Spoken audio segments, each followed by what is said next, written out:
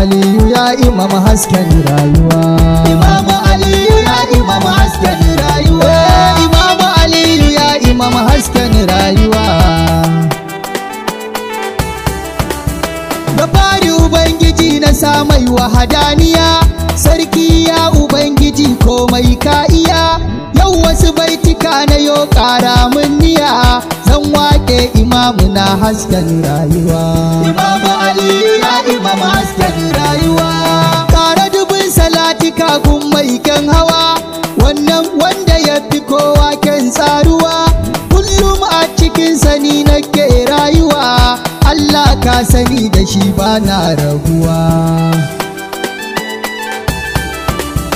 Sa'a halin gidansa masu kamanni ɗaya, ko ta ina akwai su sun zagaye duniya. ‘Ya'yan sayyada na riƙe su gaba ɗaya, da san su nake ado sun zame min rayuwa. Imamu Aliyu ya imam hasken rayuwa. Ya asahabu ba na manta ku a baitika, tunda na tsara baitin imami Shadaka. Angon sayyada Batula mai ɗaukaka, da yabansa nake nishaɗi har ma nai rawa. Ga ɗan sayyada fari mai tijaniya, da mai bagada zan kira gausin duniya. Baba na fito yi mai haskaka zawiya, don moti ko rabbana imana garkuwa. Imamu Aliyu ya imam hasken rayuwa.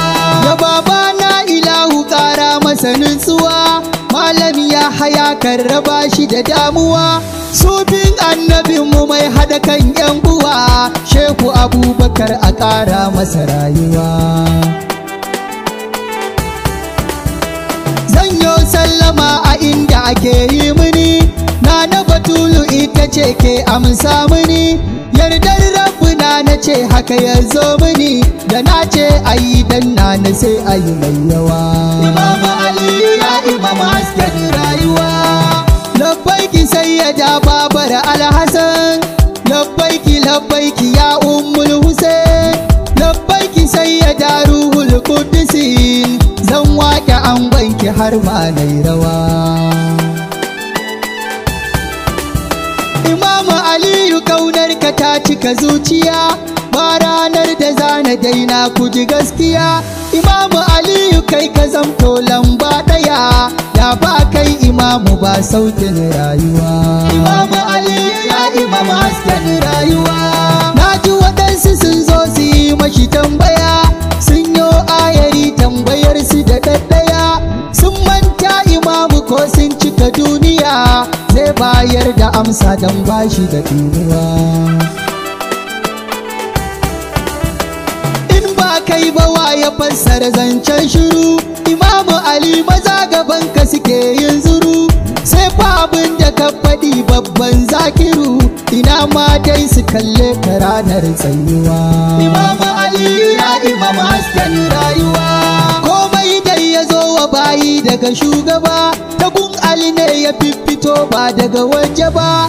Duk wani ilimi inda Ali bai san shi ba, to ku faɗa wa bayi wallahi da damuwa. Annabi ya kasance birni ne na ilimi, shi ko Aliyu shi ne kofar ilimi. Annabi ne ya faɗa ka ɗau alƙalami, ka zana yau na jaddada kar ka ji damuwa. Imamu Aliyu ya imam hasken rayuwa. Imamu Aliyu wallahi ka gama haduwa, kun bayi da rabbana kai ne mai uwa. Allah naka shugaba naka muje zuwa, ga kuma Fadima kyakkyawar rayuwa. Kofar saduwa da alkhairi na rike, in ka ji ɗaha yayi kira to da Ali ake. Sunnurai ni Faruku amsawa yake, har Sadiku sunansa ne ku ji gaskiya. Imamu Aliyu ya imam hasken rayuwa. Mai suna na rabbana wai yaya kake, naji Al-Aliyu sunan Allah yake. Ga kuma Aliya ta annabu wai ya kake, ashe sunan kuma ta nan yayo haduwa.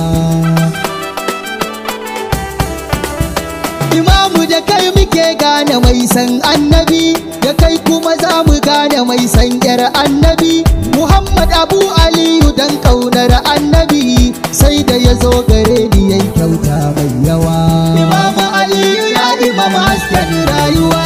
Imamu Ali kani ne na annabi shugaba, Imamu Aliyu sirriki ne ga mujtaba.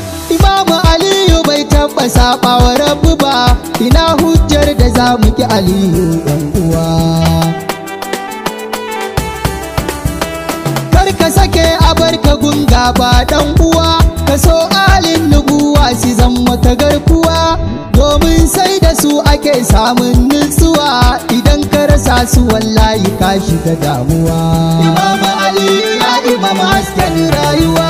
A nan ne za na taka birki na yi godiya, kun Allah ta bara wanda ya ban kariya, begen nan ka sa ta zazzagaya duniya, sunana Abu Ahmad ne ɗan uwa.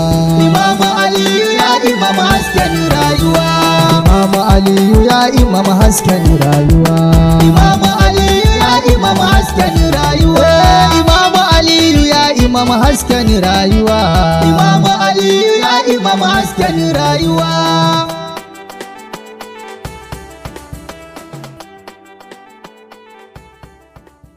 Imamu Aliyu ya imam hasken rayuwa.